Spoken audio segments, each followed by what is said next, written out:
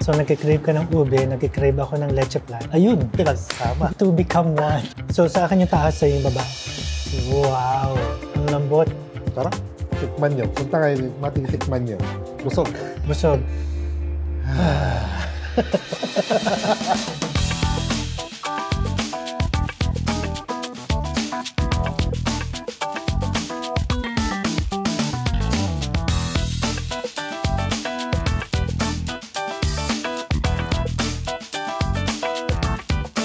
Ayun, hello sa inyong lahat and welcome sa Crave & Company, another episode. And syempre sa Crave & Company, meron akong cravings and meron akong company. Yeah. Andito tayo ngayon sa Purple Bake Shop sa kanilang North York location. And nakita niyo naman, cozy itong location na to. And isa itong bake shop na maraming mga Filipino desserts. And syempre ang aking company, ang aking brother from the same mother and same father. Si Mark. Yan. Hello po. Yan, kamusta? Hello po. Ayos lang. Sa mga hindi nakakilala sa'yo, sino ka? Kapatid po ako ni Jeff from the same mother, same father. Same father. Hindi kami magkamukha pero... Hindi, adopted po kasi siya.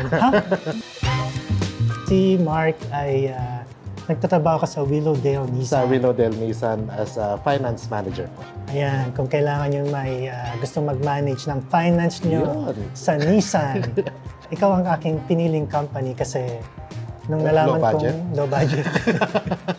Well, surprise. Hindi mo alam. Kasi bake shop. And sinabing ube.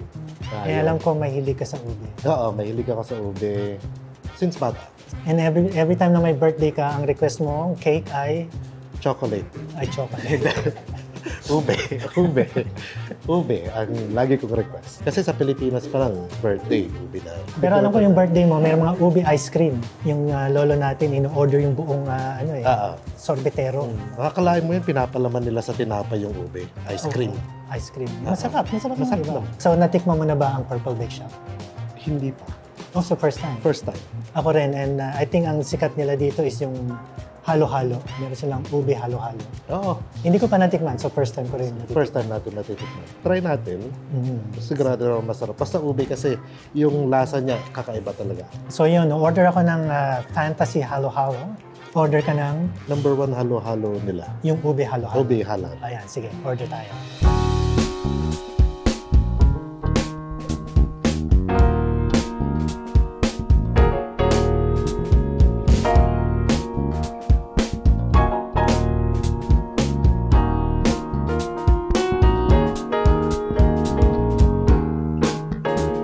Ayan na ang ating halo-halo. Sa iyo ay ang Ube Overload. Overload. Sa akin ang Fantasy Halo-Halo. So dito sa Purple Bake Shop, meron silang 5 klaseng halo. 5 klase na. So yung sa'yo, ano yung nasa iyo?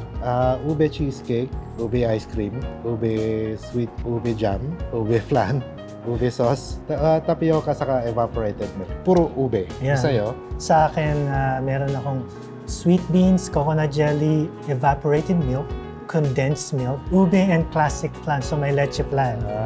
Meron din siyang jackfruit at ube jam. So meron din siyang ube. So haluin na natin. Magaling ka ba maghalo? Pati yung katawan ko naghahalo. Ayun.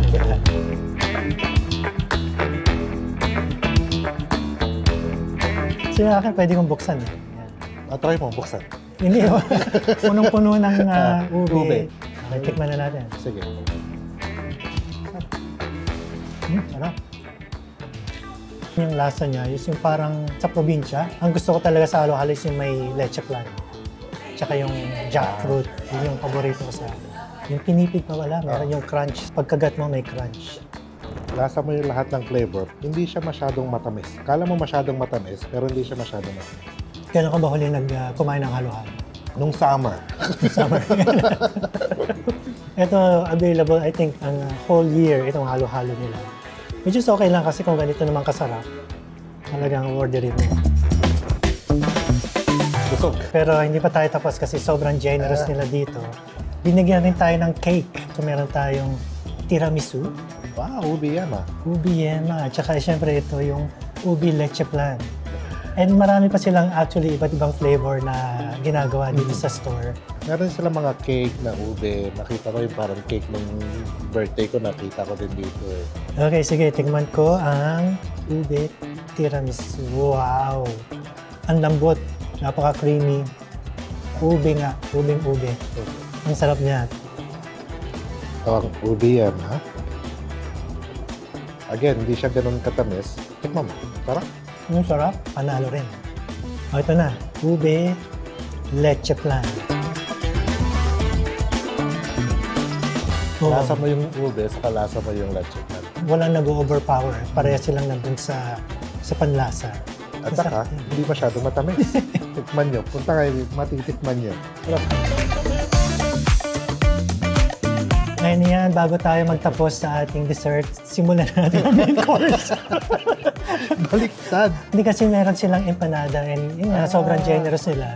Gusto nilang tikman natin yung Empanada. iba't ibang flavors nila ng empanada. Ano yung mga flavors nila? Chicken a la king, Okay. spicy chicken, beef with mushroom, pork piccadilly. Cheers? Cheers. Yeah. Mainit ba, tol? Mainit. Ang sarap. Malambot yun nasa loob. Mm.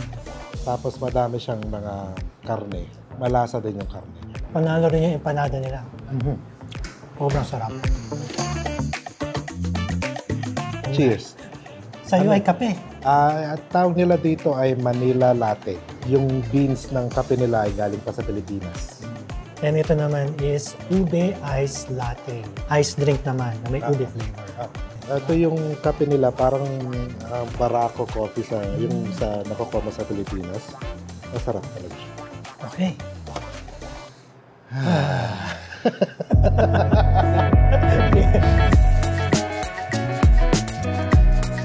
Thank you so much sa Purple Bake Shop. Maraming salamat sa pagdala sa akin dito. Oh, you're welcome. So, kung gusto nyong mag-try ng mga Filipino desserts, ayun, meron dito sa Purple Bake Shop. May iba't ibang location sila. Meron sila sa Mississauga. And syempre, ito yung location nila sa North York. Binisita natin. Ang ganda ng location kasi maraming... Madaming mga shops dito. Tsaka Madami maganda. din mga nag-walk-in. Oo, busy-busy sila. Busy sila. Yan. And then, hindi lang ito ang makikita nyo dito. Madami. Tatry po sana namin pero busog na kami. Busog na, hindi na. Tama na. Masyado po kayo mabait, Purple Bake Shop. Thank you po. And then, ikaw, ano bang gusto mo i-promote?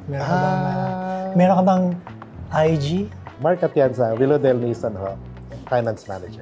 Ayun, so thank you sa pag-join and yun, share na lang natin ito sa family namin. Thank you po.